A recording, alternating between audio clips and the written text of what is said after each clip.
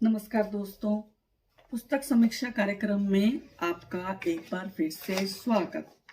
दोस्तों, आज मैं जो पुस्तक लाई हूँ जिसकी मैं समीक्षा करूंगी उसका नाम है अनबॉक्स जिंदगी। जी हाँ दोस्तों, अनबॉक्स जिंदगी कहानी संग्रह है। इसकी रचिता डॉक्टर नीरजा श्रीवास्तव नीरू। जी हाँ, ये कहानी संग्रह है, नीरू जी का लिखा हुआ है, आप देख सकते हैं। और अयन प्रकाशन से आई है, 2021 में आई है। मूल्य मात्र 300 रुपए, पृष्ठ 143, हार्ड बाउंड में है ये। मैं थोड़ा सा परिचय पढ़ देती हूँ डॉक्टर नीरजा श्रीवास्तव जी का। ये प्रतापगढ़ में इनका जन्म हुआ है। पीएचडी संस्कृत साहित्य से किया इन्होंने, और इन्होंने 34 वर्ष से ये लिख रही हैं, लेकिन ये इनका पहला कहानी संग्रह है। और ये अपना YouTube चैनल चलाती हैं और प्रकाशित कुछ पुस्तकें इनकी हुई हैं। माइक्रोवेव आसान रेसिपी, लुभावनी डिश व बीरबल के 50 किस्से, राष्ट्रभाषा भारती और काव्य अंकुर में इनकी रचनाएं प्रकाशित हैं। साझा काव्य संग्रह में इनकी रचनाएं प्रकाशित हैं। दिल्ली प्रेस की पत्रिकाओं में लिखती रही हैं। यूट्यूबर, जैसा मैंने बताया, प्रतिलिपि पर भी हैं इनकी कहानियां, और रहती हैं ये फरीदाबाद में। और प्रतिलिपि पर 1 लाख से अधिक पाठक हैं इनके, 200 से अधिक समीक्षाएं हैं इनकी प्रतिलिपि पर।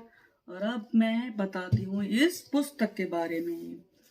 इन्होंने इस कहानी संग्रह को समर्पित किया है, बता देती हूँ, पढ़ देती हूँ कि परमेश्वर की कृपा तथा माता पिता के पुण्य और आशीर्वाद से संभव मेरा ये प्रथम कहानी संग्रह अनबॉक्स जिंदगी उन्हीं के चरणों में सादर समर्पित है।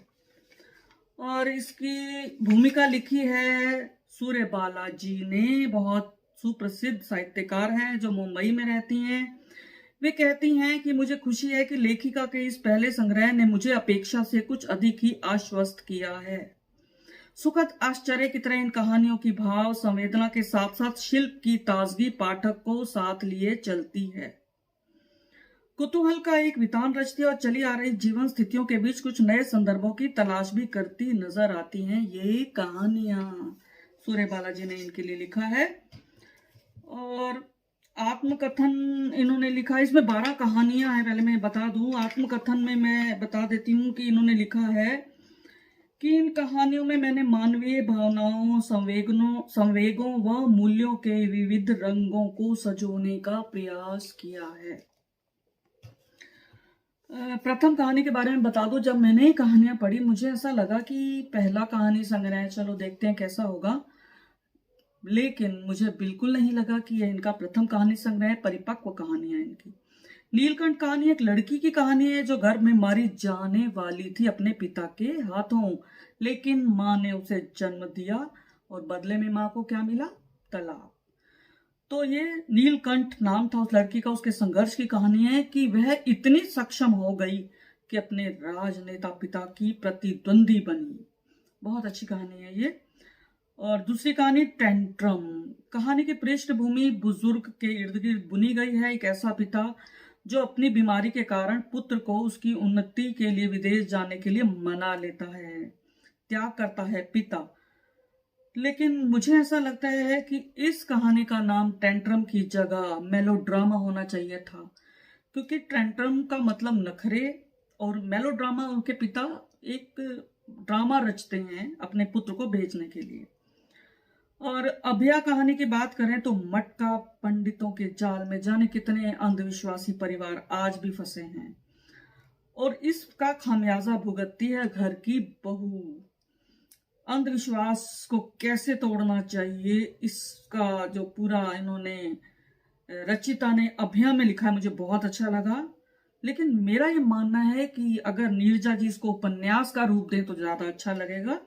इसकी मुझे विषय सामग्री इस कहानी की उपन्यास के लिए सटीक लगी। और अब मैं बताती हूँ शीर्षक कहानी अनबॉक्स जिंदगी। इसके मैंने जैसा बताया कि 1 लाख से अधिक सब्सक्राइबर ने इसे पढ़ा है प्रतिलिपि.com पर। प्रतिलिपि पर मैंने भी इन्हें अभी सब्सक्राइब कर लिया, क्योंकि मैं खुद प्रतिलिपि पर मेरी कुछ कहानियां हैं।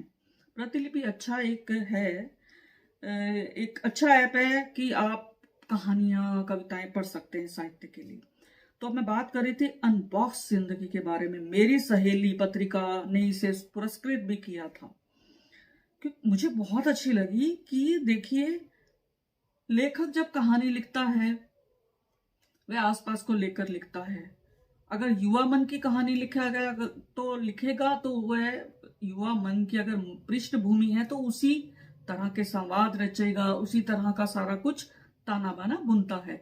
लेकिन पाठक अपने लेखक को नहीं पहचानता है, और जब पहचानता है तो कैसे उनका भ्रम टूटता है। जैसे आपने देखा होगा, जैसे हीरो के पीछे नए जो युवा चेहरे हैं, युवा लोग हैं, वो पागल हो जाते हैं अपने चहेते हीरो हीरोइन के पीछे।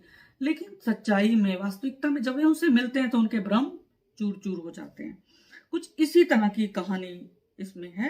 अनबॉक्स जिंदगी बहुत सकारात्मक कहानी है।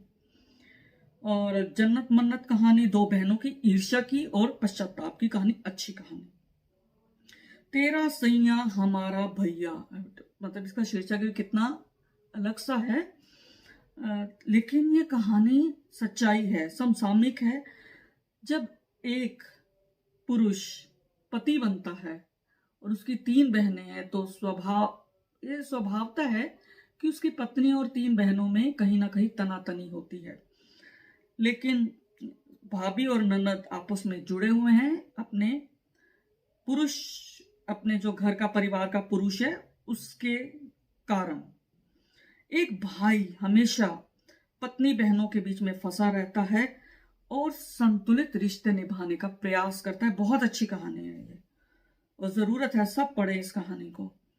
अरे अगली एक कहानी हो रहा है कि सबका सपना मनी मनी, सच्चाई जीवन की, हर कोई भाग रहा है, हर कोई पैसा कमाने को भाग रहा है, किसी को सुकून नहीं चाहिए, किसी को रिश्ते नहीं चाहिए, सबकी अपनी जिंदगी, सब अपने अपने कमरों में बंद है, सब अपने अपने मोबाइल के साथ हैं। तो मुझे लगता है कि इस स्थिति से निकलना चाहिए। इस कहानी में जो दादा परिवार का कैसे निकालता है उनको, ये बहुत अच्छी कहानी है। और मुझे इसमें 2 वाक्य बड़े खराब से लगे, चलताऊ से लगे। एक तो था लगे पड़े हैं या अपने में लगे हुए हैं, ये भाषा अच्छी नहीं लगती। पात्रों के मुंह से कहलवाएं तो ठीक है, लेकिन सूत्रधार को इनसे बचना चाहिए। उसकी जगह कहना चाहिए था व्यस्त हैं अपने आप में या खोए हुए हैं। साहित्यिक प्रांजल भाषा का प्रयोग करना चाहिए। और उसके बाद है आशियाना यही है मेरा, बहुत बढ़िया कहानी है। होम मेकर को अपने अस्तित्व को सिद्ध करना चाहिए, अपना महत्व बताना चाहिए। ये कहानी होम मेकर के नाम है। और मुझे एक हुबहू कहानी नाटकीय लगी, नाटकीयता मुझे ज्यादा लगी, और उसमें मुझे एक कमी लगी कि प्रेजेंट टेंस और पास्ट टेंस इन दोनों को मिला दिया गया है। कहानी हमेशा पास्ट टेंस में चलती है। प्रेजेंट टेंस में तो भूमिका, जैसे नाटक के लिए भूमिका लिखते हैं, संवाद लिखते हैं कि आगे ऐसा हो रहा है, तो मुझे इसलिए नाटकीयता सी लगी इसमें। इसका कथानक भी मुझे नाटकीय लगा। और उसके बाद मैं बात करती हूँ दो गला, बेस्ट कहानी। इसके शायद 1 लाख सब्सक्राइबर हैं प्रतिलिपि पर 2 गला कहानी को पढ़ा है 1 लाख से ज्यादा लोगों ने। इसमें पुरुष दोहरा चरित्र निभाता है, बहुत अच्छी कहानी है 2 गला, जरूर पढ़िए आप।